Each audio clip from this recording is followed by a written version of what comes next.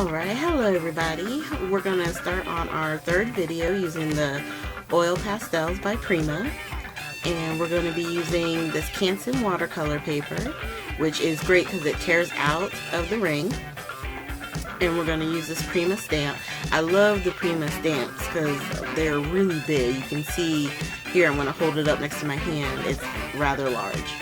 And I was going to use this Fiskars press, and I decided to change up and use the Misty tool instead, because a lot of times, like I said on a previous video, whenever you're stamping on watercolor paper, you sometimes have to do it more than once, so that way you get a nice crisp line.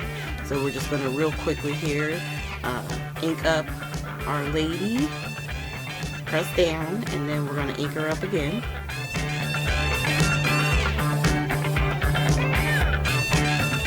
And as you can tell, I'm not using my magnet on this one. It was just a real quick stamp, so I didn't feel like dealing with it because those magnets are very strong. Okay, so now that we got her stamped, what we're going to do here is actually fill in with the liquid Frisket. And you put it on just like you do if you were, painting the object itself, because what you're doing is putting down a protective layer. And my suggestion to you would be to make sure if you hit a spot and it looks like it's already drying, just keep going forward, and then once it's completely dried, maybe do another layer on top, only because if you keep trying to put it over top of itself, you'll see it'll start to bead up on you and sometimes even pull apart. So, and we're trying to get the Frisket as close to the outline as possible without going over.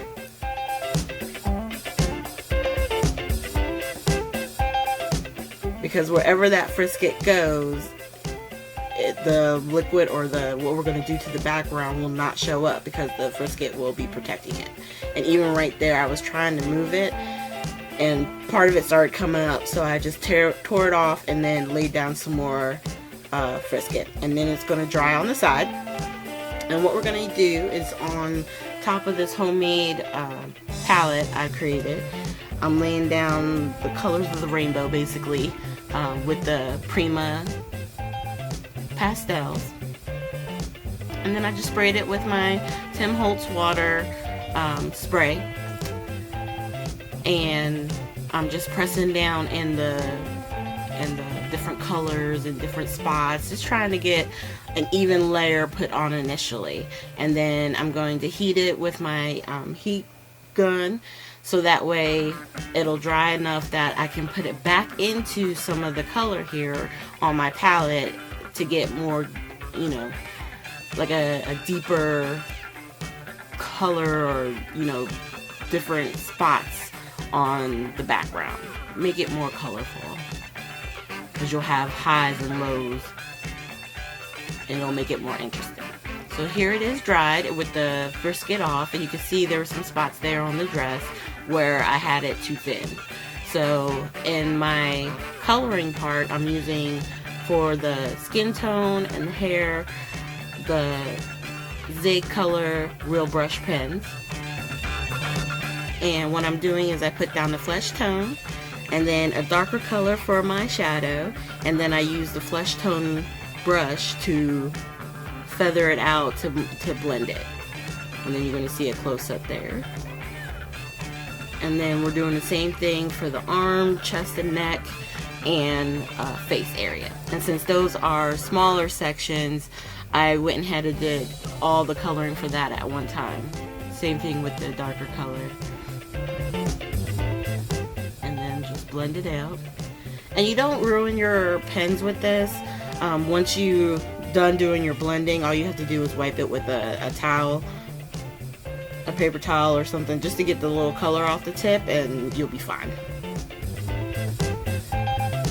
So now what we're going to do is we're going to focus on the hair. And for her hair, I decided to go with, I want to say a dark gray and a blue gray, because I wanted, if you've ever used the black with the brush pens, it's a very saturated black, and I didn't want to lose like the details in the hair where they have, like, where they're making the distinctions on the curls.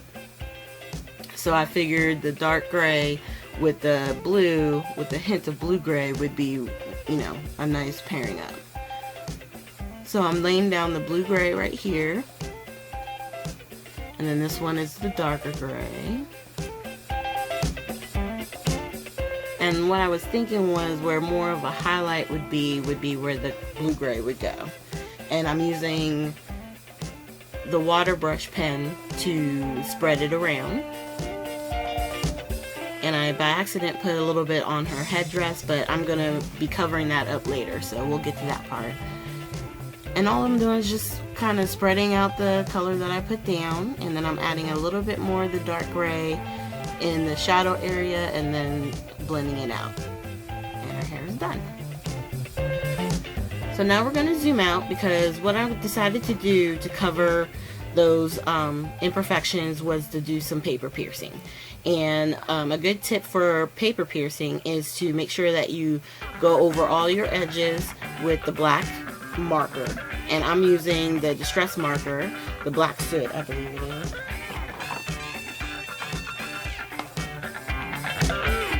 Yeah, Black Soot.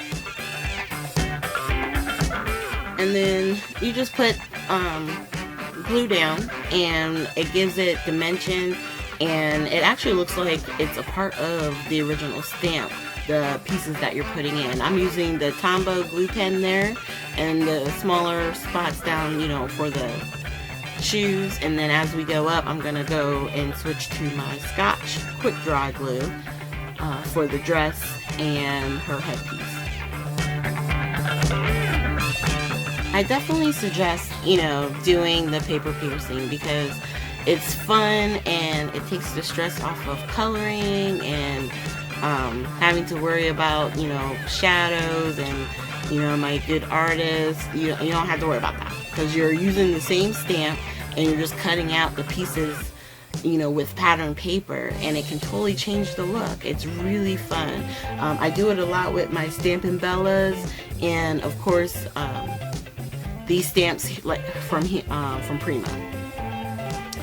So we're just going to continue coloring the edges. This is the top part of her dress, and I could have left the top part of her dress plain and colored that in with watercolor, but I really like the idea of the polka dots for the dress. And then her gloves and her belt, I'm going to just do a solid black. And now we're doing the headpiece. And once again, did the edges, just put a little glue on the back and then laid it down. And to give it definition, what you're going to want to do is get some type of marker. If you have Copics, use Copics. If you have the Spectrum Noirs, you can use those too. And I'm using a WOO and a COO marker. And you're just going to lay down some shadows and just follow the patterns within the stamp itself, okay? So thank you guys for joining me today. Make sure you hit the like and subscribe button. And I look forward to seeing you guys at our next video. I don't know. I don't want to, you know, give anything away once again.